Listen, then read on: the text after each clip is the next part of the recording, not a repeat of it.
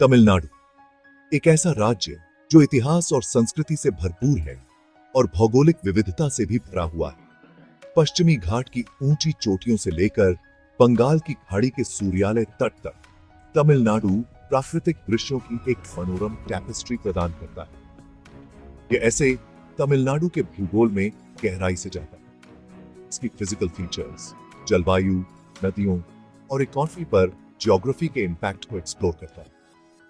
तमिलनाडु का ज्योग्राफी सिर्फ physical features के बारे में नहीं है, यह यहाँ के लोगों और जमीन से उनके गहरे कनेक्शन के बारे में। उपजाऊ नदी घाटियों ने एंशिएंट सिविलाइजेशंस को पाला है, जबकि समुद्र तट ट्रेड और कल्चरल एक्सचेंज का गेटवे रहा है। तमिलनाडु के ज्योग्राफी को समझना इसके हिस्ट्री, कल्चर और इकोनॉमिक प्रॉस्पेरिटी को समझने की कुंजी है। भारतीय उपमहाद्वीप के सबसे दक्षिणी भाग में स्थित तमिलनाडु भौगोलिक रूप से 8 डिग्री 5 मिनट उत्तर और 13 डिग्री 35 मिनट उत्तर अक्षांश और 76 डिग्री 18 मिनट पूर्व और 80 डिग्री 20 मिनट पूर्व देशांतर के बीच स्थित है।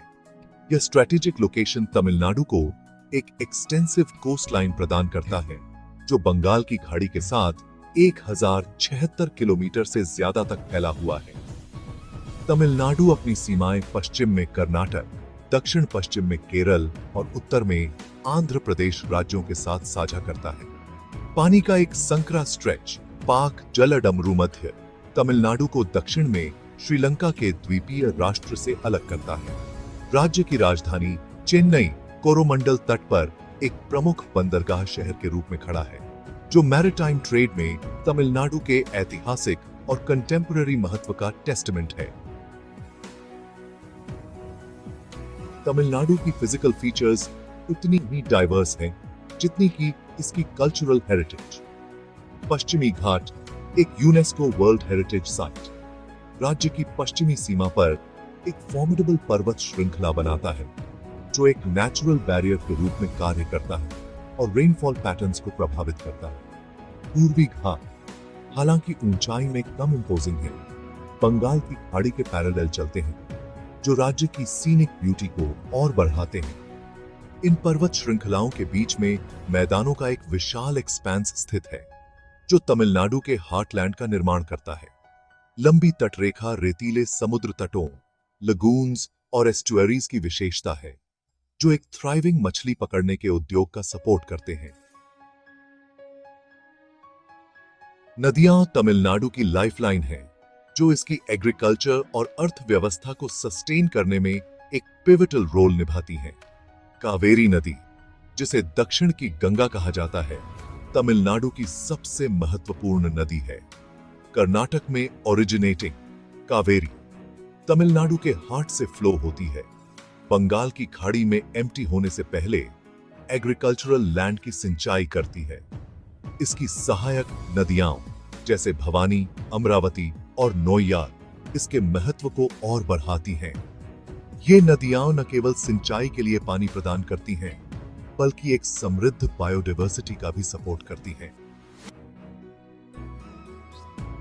सेक्शन 5 जलवायु मॉनसून की लय।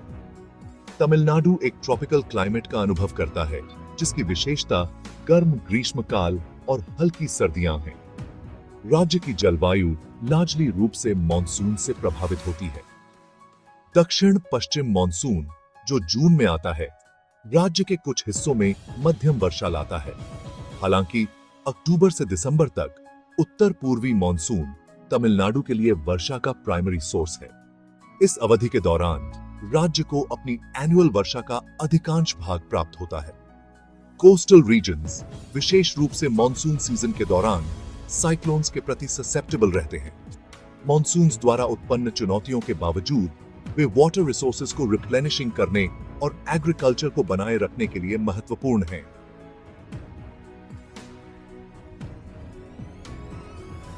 सेक्शन 6 रोचक भौगोलिक तथ्य।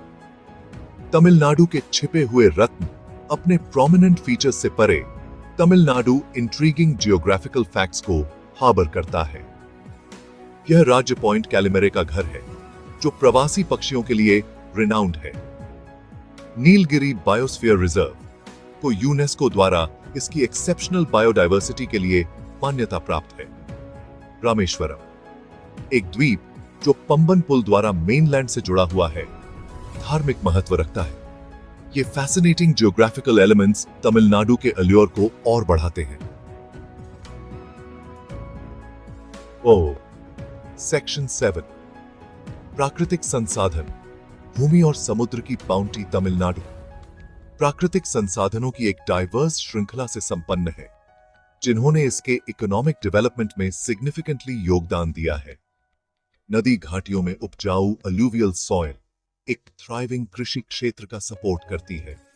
चावल, गन्ना, कपास और बाजरा राज्य में उगाई जाने वाली कुछ प्रमुख फसलें हैं। कोस्टल रीजन्स समुद्री संसाधनों से समृद्ध है। मछली पकड़ना एक सिग्निफिकेंट जनसंख्या के लिए एक प्रमुख लाइवलीहुड है। तमिलनाडु में लिग्नाइट, लाइमस्टोन और ग्रेनाइट सहित मिनरल डिपॉजिट्स भी हैं, जिनका उपयोग वेरियस इंडस्ट्रीज में किया जाता है। राज्य के प्राकृतिक संसाधनों ने इसके इंडस्ट्रियल लैंडस्केप और इकोनॉमिक ग्रोथ को आकार देने में महत्वपूर्ण भूमिका निभाई है। चीन। सेक्शन 8, अर्थव्यवस्था पर भूगोल का प्रभाव, एक सिम्बियोटिक रिलेशनशिप। तमिलनाडु के ज्योग्राफी का इसकी अर्थव्यवस्था पर प्रोफाउंड इंपैक्ट पड़ा है। नदियों द्वारा पोषित उपजाऊ मैदानों ने एग्रीकल्चर को राज्य की अर्थव्यवस्था की बैकबोन बना दिया है। लंबी तटरेखा ने मछली पकड़ने और रिलेटेड इंडस्ट्रीज को बढ़ावा दिया है, जिससे जनसंख्या के एक बड़े हिस्से को एम्प्लॉयमेंट मिल रहा है। मिनरल रिसोर्सेज की उपलब्धता से सीमेंट, टेक्सटाइल्स और ऑटोमोबाइल्स जैसे इंडस्ट्रीज का विकास हुआ है। पूर्वी तट पर राज्य की स्ट्रेटेजिक लोकेशन ने इसे ट्रेड और कॉमर्स का केंद्र बना दिया है, इन्वेस्टमेंट्स को अट्रैक्टिंग कर रहा है और इकोनॉमिक ग्रोथ को बूस्ट दे रहा है। तमिलनाडु के ज्योग्राफी ने न केवल इकोनॉमिक डेवलपमेंट के लिए रिसोर्सेज प्रदान किए हैं, बल्कि अपने लोगों के ऑक्यूपेशनल पैटर्न्स और कल्चरल प्रैक्टिसेस को भी आकार दिया।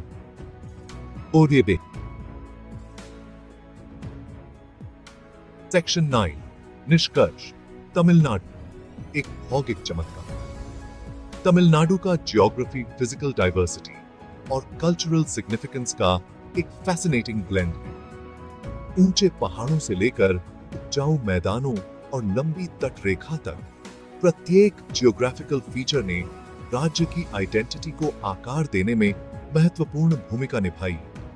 नदियों, जलवायु और प्राकृतिक संसाधनों ने न केवल लाइफ को सस्टेन किया है, बल्कि इकोनॉमिक ग्रोथ और कल्चरल रिचनेस को भी बढ़ावा दिया है। तमिलनाडु के ज्योग्राफी को समझना इसके इतिहास, संस्कृति और इकोनॉमिक प्रॉस्पेरिटी की अप्रिशिएटिंग करने के लिए एसेंशियल है। जैसा कि हमने तमिलनाडु के फिजिकल लैंडस्केप के वेरियस फैसेट्स को एक्सप्लोर किया है, हमने उन इंट्रिकेट तरीकों को देखा है जिनमें ज्योग्राफी ने इस वाइब्रेंट और डायनामिक राज्य को आकार दिया है।